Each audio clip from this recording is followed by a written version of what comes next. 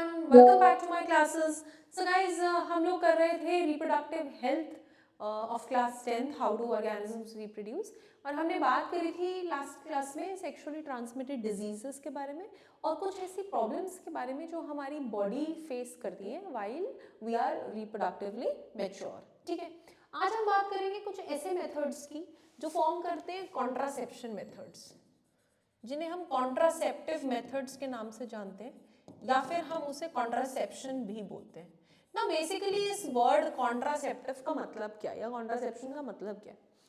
This actually means to prevent pregnancy. To prevent pregnancy means to prevent the formation of a baby. To prevent the formation of a baby, you need to prevent the formation of a zygote. उसके लिए आपको prevent करना पड़ेगा ovum और sperm का मिलना. So basically आपको ऐसा कुछ करना है जिससे ओवम और स्पर्म मिल ना पाए. ठीक है, तो उस केस में आप कौन कौन से मेथड्स को यूज कर सकते हैं, right, in an efficient family planning as well as a birth control measures, right. तो the sexual act always has the potential to lead to pregnancy. Whenever there is an intercourse, whenever there is a sexual act, there are high chances that pregnancy can occur because that's the process of the fusion of ovum and sperm. So pregnancy will make major demands on the body and the mind of a woman if she is not ready for it or for her health is adversely affected, right. So there can be any situation. It may be that the mother is not ready, it may be it's the body is not in a good condition to bear the baby right now, the uterus is not that healthy. तो ऐसे cases में अगर हमें ये जो fusion है ovum और sperm का, इसे प्रिवेंट करना है तो हम क्या क्या मेथड्स यूज कर सकते हैं. ठीक है, Therefore, many ways have been devised to avoid pregnancy. उस मेथड्स को कॉन्ट्रासेप्टिव मेथड्स कहते हैं. तो जो सबसे पहली कैटेगरी है कॉन्ट्रासेप्टिव मेथड्स की, that is creation of mechanical barrier. कि किसी तरीके से हम कोई ऐसी डिवाइस यूज करें, ऐसा कुछ चीज यूज करें जिससे स्पर्म और ओवम के बीच में एक बैरियर आ जाए, जिसे हम मैकेनिकल बैरियर बोलते हैं. ठीक है, कॉन्डोम ऑन द पेनिस और similar coverings worn in the vagina can serve this purpose. ठीक है, या तो there is a cap like structure that can be worn over the penis so that जितना भी sperm ejaculation हुआ है वो सारा का सारा कवरिंग के अंदर हो जाए and it does not enter the vagina. Correct. और या तो हम एक ऐसी कोई कवरिंग वेजाइना के लिए यूज कर सकते हैं जिससे जो स्पर्म्स हैं सारे बाहर ही कलेक्ट हो जाएं और बियॉन्ड द सर्वाइकल कैनाल ना जाए. ठीक है, Another category जो हम यूज कर सकते हैं that is by changing the hormonal balance of the body, ताकि एग ही ना रिलीज हो. तो एग ही नहीं रिलीज होगी तो फर्टिलाइजेशन ही नहीं होगा. ठीक है, तो ऐसे ऐसे कुछ मेडिसिन ले सकते हैं जिससे ओव्यूलेशन स्टॉप हो जाए. These drugs are commonly known as pills, जो कि orally ली जाती हैं. You even might have heard the advertisement oral contraceptive pill. ठीक है, तो ये वही है जो बॉडी का हार्मोनल मैकेनिज्म ऑल्टर कर देती है, जिससे क्या होगा, ओव्यूलेशन ही नहीं होगी. Correct. However, since they change hormonal balances, they cause side effect too.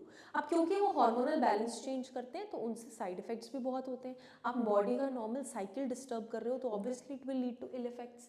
Other contraceptive devices जैसे कि loop, property, they are placed in the uterus to prevent pregnancy. ये मैंने आपको दो कैटेगरीज बताई, पहली मैकेनिकल, दूसरी हार्मोनल. तीसरी और बता रहे हैं कि हम कुछ ऐसी कॉन्ट्रासेप्टिव डिवाइसेस यूट्रस के अंदर लगा सकते हैं ताकि वो एक बैरियर वहीं बना दे तो जितना स्पर्म है वो बियॉन्ड यूट्रस जा ही ना पाए. तो दे आर द लूप और द प्रॉपर्टी. ठीक है, again they can cause side effects due to irritation of the uterus. साथ ही साथ कुछ साइड इफेक्ट्स भी हो सकते हैं यूट्रस की इरिटेशन से. ठीक है, डेफिनेटली आप कोई बाहर की चीज़ यूट्रस के अंदर इम्प्लांट कर रहे हैं तो मे भी हो सकता है यूट्रस की जो मेम्ब्रेन है उसमें इन्फेक्शन हो जाए, मे भी कुछ इरिटेशन हो जाए, एनीथिंग कैन हैपन. ठीक है, again they can cause side effects due to irritation of uterus. Next method is कि अगर हम कोई सर्जिकल मेथड कर दें, जैसे मेल्स के अंदर कोई वास्ट डिफरेंस है अगर उसको ही ब्लॉक कर दें तो जो स्पर्म का ट्रांसफर है वो हो ही नहीं पाएगा. ठीक है, हमने वास्ट डिफरेंस ही ब्लॉक कर दी तो while the ejaculation sperm release ही नहीं होगा. ठीक है, या फिर in both cases fertilization will only, या फिर हम फेलोपियन ट्यूब है जो फीमेल्स में उसको भी ब्लॉक कर सकते हैं तो वहाँ पे भी एग जो है वो हमारा यूट्रस तक आ ही नहीं पाएगा. ठीक है, फेलोपियन ट्यूब के अंदर ही रह गया. ऐसे केसेस में फर्टिलाइजेशन हो ही नहीं पाएगी. तो इन्हें हम सर्जिकल मेथड्स कहते हैं. ये सेफ है लॉन्ग टर्म में. सर्जरी से थोड़ी बहुत ही इन्फेक्शंस हो सकती हैं और कुछ प्रॉब्लम्स अगर आप ठीक से सर्जरी ना करो तो, otherwise it's a safe method. Surgery can also be used for the removal of unwanted pregnancies. They may be like, what are they talking about these? They are talking about abortions. ठीक है, कि अगर unwanted pregnancy you can even abort. These may be misused by the people who do not want a particular child, as happens in illegal sex selective abortion of female fetuses. Now this is a very crucial phase. What are they telling here about it is कि अगर आप देखो कि हमें there are people who have been following this myth that they do not want a girl child. I cannot explicitly explain you the reason क्योंकि मुझे खुद भी कभी समझ में नहीं आता that why so. लेकिन yes, ये एक mythology, एक psychology है लोगों के दिमाग में कि फीमेल चाइल्ड नहीं चाहिए. तो बीच में कह रहा है ऐसा आया था जब फीमेल फीटस को बहुत जो भी बेबी गर्ल्स होती थी वो सेक्स डिटर्मिन करा लेते थे डॉक्टर्स से, and then they used to take some medicine जिससे वो किल हो जाए अंदर ही, ठीक है, या फिर they used to go for surgical abortions. तो इसलिए वो बोल रहे हैं कि ये टेक्निक्स यूज करी गई थी for selective illegal, because it's not legal obviously, you can not kill a female like that. So illegal sex selective abortion of female fetuses. For a healthy society, female male sex ratio should be maintained. It should not be imbalanced. Okay, because of the reckless female feticide, child sex ratio बहुत ज़्यादा decline होने लग गया. सिर्फ males kept on being brought up and the females were nowhere in the picture. ठीक है, child sex ratio इतना alarming rate पे डिक्लाइन हुआ कि इसकी वजह से प्रीनेटल सेक्स डिटर्मिनेशन को गवर्नमेंट ने प्रोहिबिट कर दिया. प्रीनेटल का मतलब है बिफोर डिलीवरी. सेक्स डिटर्मिनेशन मतलब बच्चे के सेक्स का पता करना, ठीक है, वो that was prohibited by the law.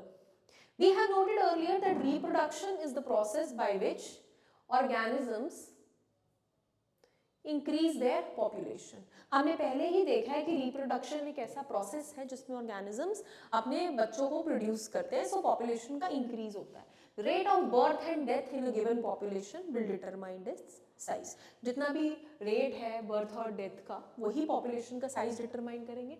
यार इस पे ना क्वेश्चन आया हुआ है तो ये लाइन काफ़ी इंपॉर्टेंट है, ध्यान रखना, ठीक है. साइज ऑफ ह्यूमन पॉपुलेशन काफ़ी कंसर्न है लोगों के लिए. हम सुनते ही हैं कि हमारे देश की पॉपुलेशन बहुत बढ़ गई है.